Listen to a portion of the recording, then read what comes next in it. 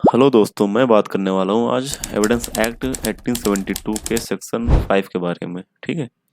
Section 5 क्या define करता है, इसका क्या मतलब होता है। एविडेंस सिर्फ उन फैक्ट तथ्यों का दिया जा सकता है जो फैक्ट इन इशू और रिलेवेंट फैक्ट हो। ठीक है। ये बताता है section 5 the foundational principle of the law of evidence, it limits the scope of evidence to the kinds of fact. कि इसके अंदर जो होता है एविडेंस सिर्फ उन्हीं चीज़ों का दिया जाता है जो मतलब कि विवाद में तथ्य हों या उससे विवाद से संबंधित तथ्य हों या फैक्ट हों। ठीक है। This section ensure that only those facts which are directly connected to the case are considered by the court and unnecessary और अनरिलेटेड फैक्ट्स आर एक्सक्लूडेड। यानी कोर्ट में जो भी सबूत पेश करोगे सिर्फ वो दो तरह के होने चाहिए। ठीक है। जो डायरेक्ट उससे कनेक्टेड हो केस से या उससे रिलेटेड हो।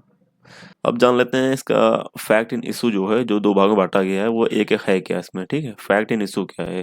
फैक्ट इन इशू जो है, these are the main points of dispute in a case, they are the fact that the plaintiff or defendant must prove to win the case. Fact in issue from the core of the case, ये वो बातें हैं जो case का असल मुद्दा है। Plaintiff जो केस कर रहा है और डिफेंडेंट जो केस को जवाब दे रहा है, को ये प्रूव करना पड़ता है। ठीक है। ये फैक्ट जो होता है वो केस का आधारशिला समझ लो होती है। एक फैक्ट जो होती है, एक एग्जांपल तो समझ लेते हैं इसको। ठीक है। If A is accuse of killing B, the fact that A killed B intentionally is a fact in issue. ठीक है। मान लो ए पे इल्जाम है कि उसने बी का मर्डर किया। अब ये बात कि ए ने जानबूझकर बी का मर्डर किया, ये फैक्ट इन इशू है। ठीक है। A court will look for evidence proving or disproving this fact.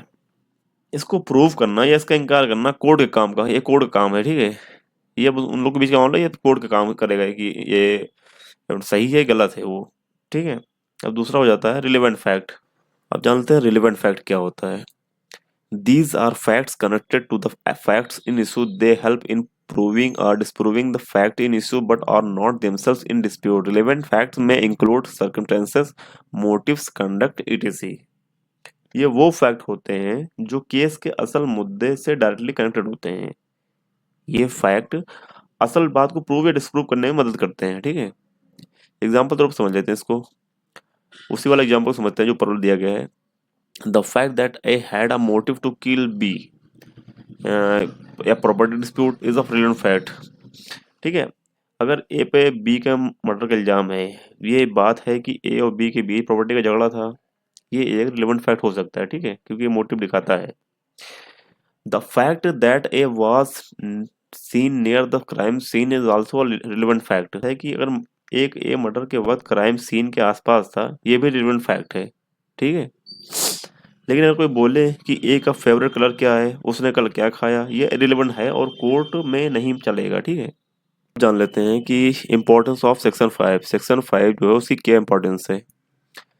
Prevents waste of time, evidence that is irrelevant to the case is excluded saving court time. ठीक है। फालतू का time waste नहीं होता इसमें। कोर्ट से वही बातें सुनता है जो केस से कनेक्टेड हो। Ensure fair trial, only fact that help in deciding the case are considered ensuring justice.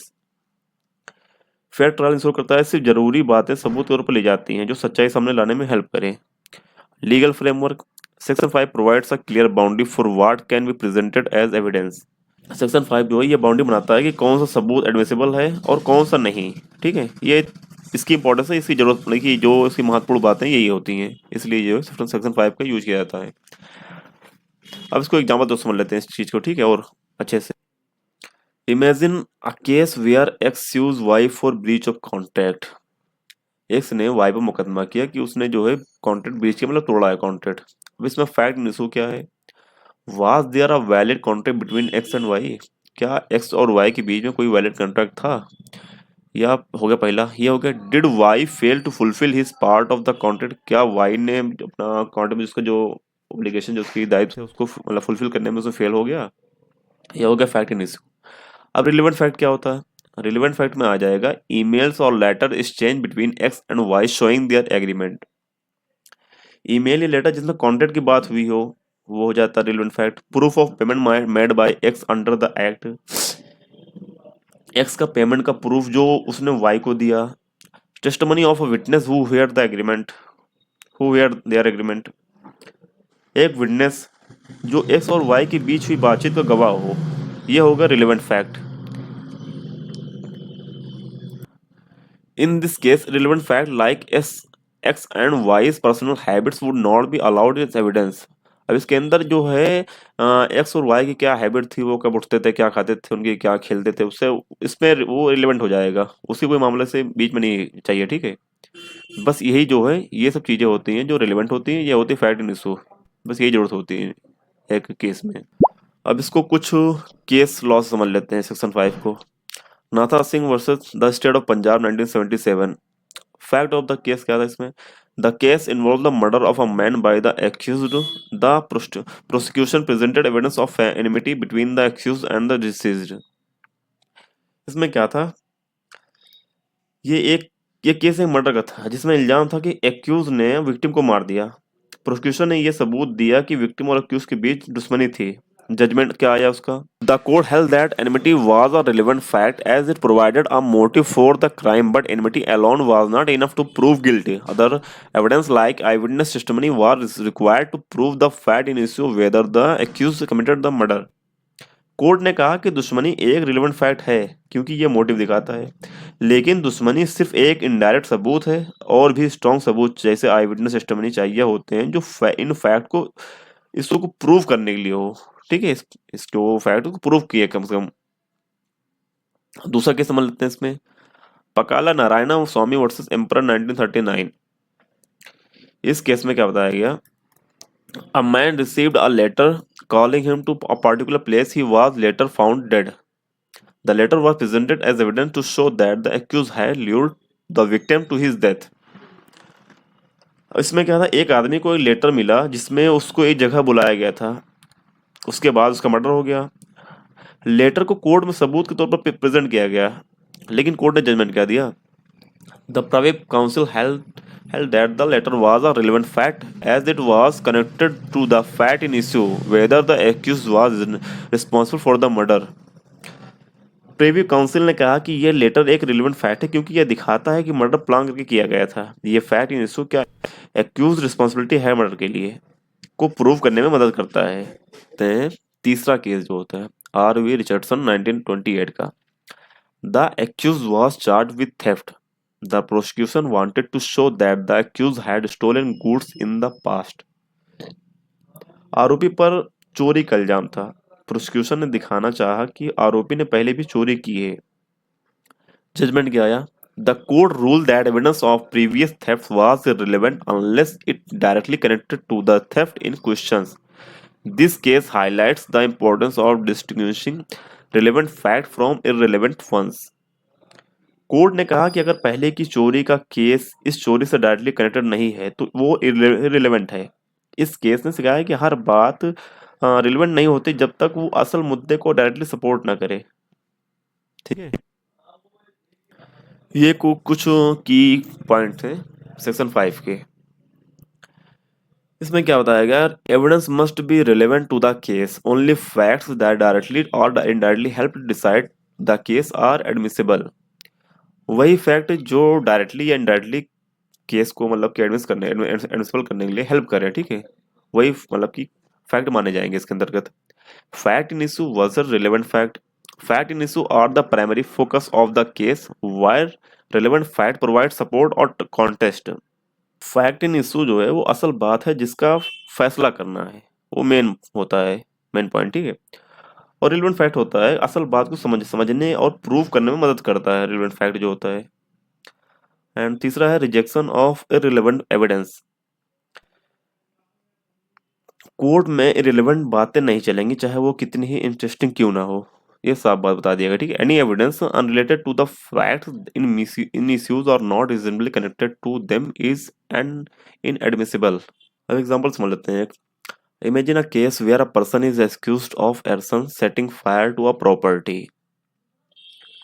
एक इल्जाम एक आदमी पे किसी इंसान ने एक घर में आग लगा दिया, उसका इल्जाम उसके ऊपर आ गया, ठीक है। आग लगाने का इल्जाम समझ लो एक तरह से है उसके ऊपर। तो फैक्ट इन इशू क्या है? Did the accuse intentionally set the property on fire? क्या एक्यूज ने जानबूझकर प्रॉपर्टी में आग लगाई? Was the property damage due to fire? क्या प्रॉपर्टी फायर से डैमेज हुई? ये हो गया फैक्ट इन इशू, जो मेन मुद्दा है, ठीक है, केस का। दूसरा हो गया relevant fact. The accuse was seen purchasing petrol before the fire.